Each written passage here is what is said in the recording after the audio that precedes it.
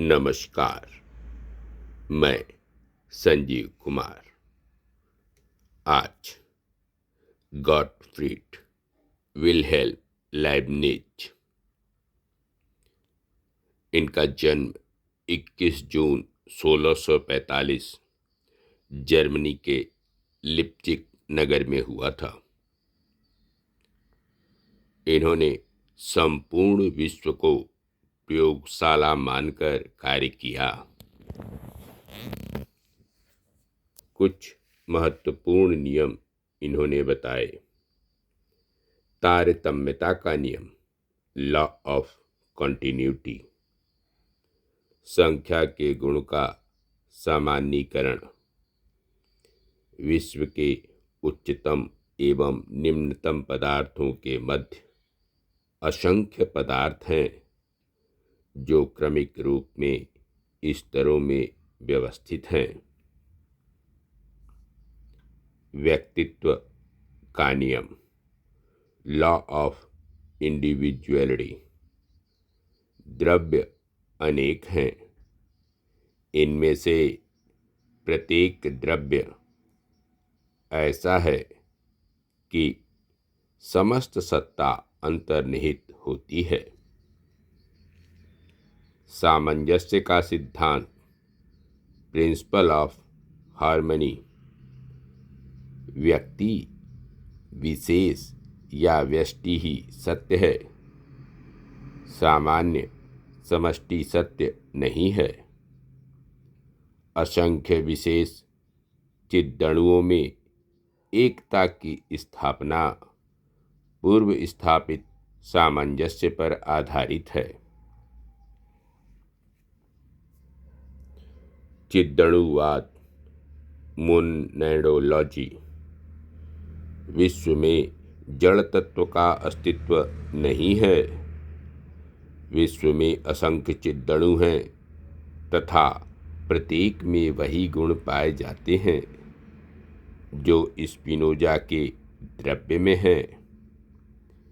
Leibniz के अनुसार द्रव्य वह है जिसमें स्वतंत्र क्रिया शक्ति पाई जाती है। चेतन परमाणु को ही लाइबनिज ने चिदणु कहा है, जो सरल, निरवयव, अविभाज्य एवं शाश्वत हैं। प्रत्येक चिदणु में प्रत्यक्ष अर्थात इक्षण एवं चरिष्णुता अर्थात प्रयासन शक्तियां होती हैं, परंतु निम्न कोटि के चिदणु में ये अस्पष्ट रूप से एवं उच्च कोटि के चिदणु में अधिक स्पष्ट रूप से पाए जाते हैं।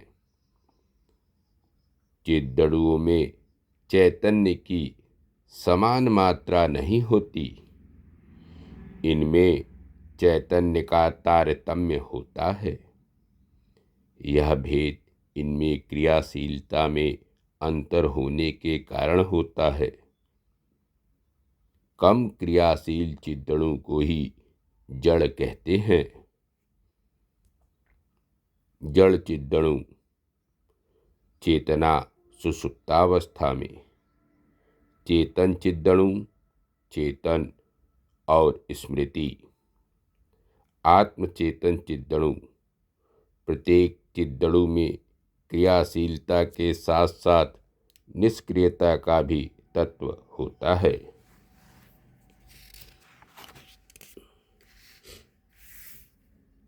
केवल ईश्वर में ही चैतन्य पूर्ण रूपेण क्रियाशील होता है। चिदणु सोपान क्रम में श्रृंखलाबद्ध हैं। पूर्व स्थापित सामंजस्यवाद का सिद्धांत, चिदणुओं में सभी परिवर्तन आंतरिक प्रयासन के परिणाम स्वरूप हुआ करते हैं। ये परिवर्तन इस प्रकार से व्यवस्थित हैं कि बाह्य दृष्टि से ये परस्पर संबंधित प्रतीत होते हैं, परंतु वास्तव में ये परिवर्तन सहचारी होते हैं। शरीर के चिद्दणु और मन के चिद्दणु अपने अपने प्रयोजन से संचालित होते हैं, परंतु ईश्वर के पूर्व स्थापित सामंजस्य के कारण ऐसा प्रतीत होता है कि मन के इच्छा के अनुरूप शारीरिक क्रियाकलाप होता है। इसके लिए ऑर्केस्ट्रा का उदाहरण देते हैं। सभी चिद्दणुओं की क्रियाशीलता ईश्वर के चरम लक्ष्य से ही संचालित एवं निर्देशित होती है। नोट: स्पष्ट है कि लाइब्निज का पूर्व स्थापित सामंजस्यवाद के समानांतरवाद का केवल सामान्यीकरण है।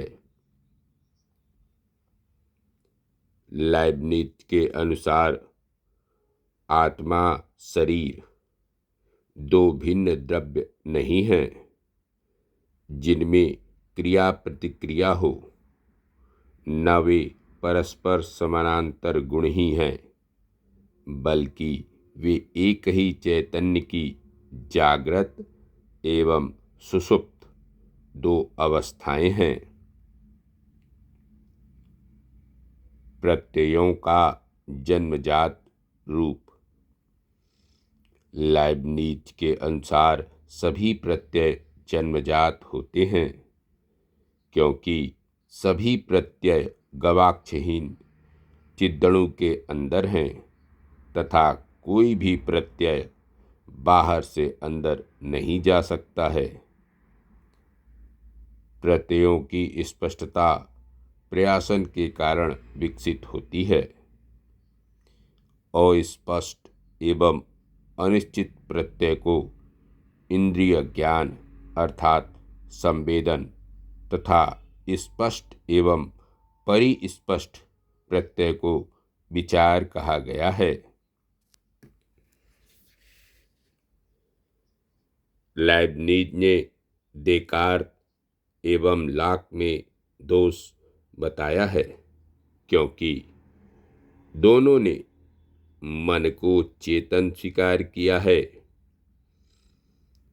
लॉक के सिद्धांत में संशोधन: बुद्धि स्वयं किसी संवेदना से उत्पन्न नहीं होती है, तथा लाइब्निज ने कहा कि बुद्धि को छोड़कर बुद्धि में ऐसा कोई विज्ञान नहीं है जो पूर्व से इंद्रियों में न रहा हो।